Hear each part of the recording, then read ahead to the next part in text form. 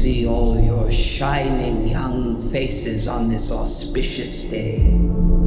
I am Dr. Volumnia Gall, your humble head game maker in charge of the War Department and all its affiliated concerns.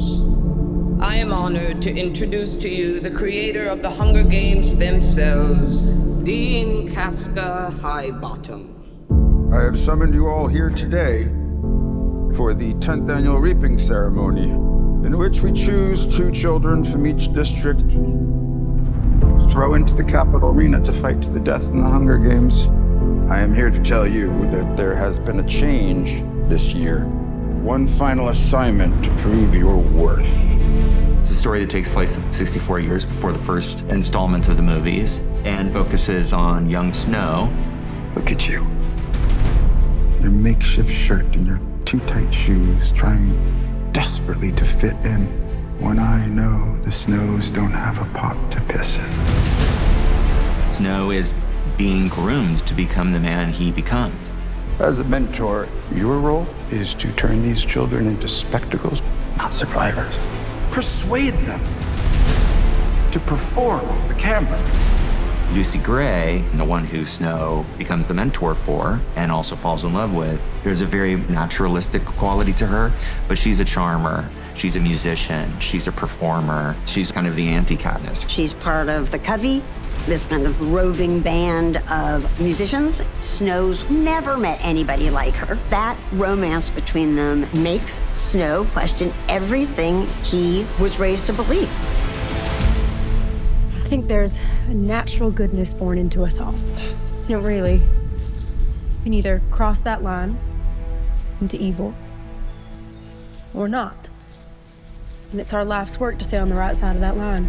Part of the love story starts to fall apart, and that is part of the creation of who he becomes. It's the things we love most that destroy us.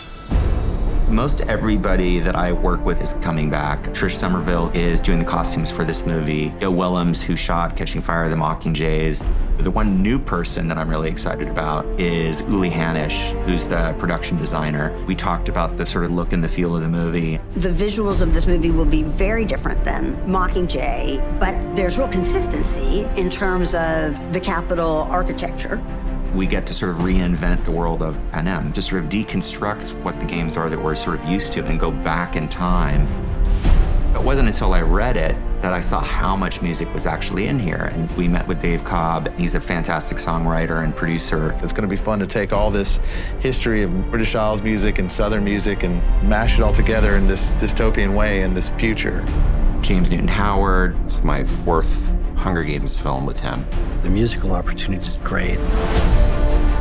Relationships are very powerful in the movie. The good and the bad are very clearly laid out. For James and I, it was really fun to explore a new sound for the Hunger Games. Sometimes it's foot stomping and rousing, and sometimes it's haunting, mysterious, and a lot of that is based on the kind of period of the movie itself.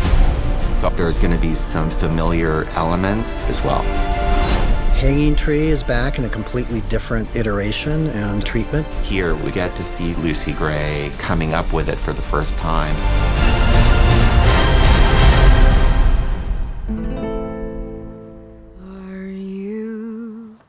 Are you coming to the tree where I told you to run so we'd both be free? Strange things did happen here, no stranger would it be if we met up at midnight.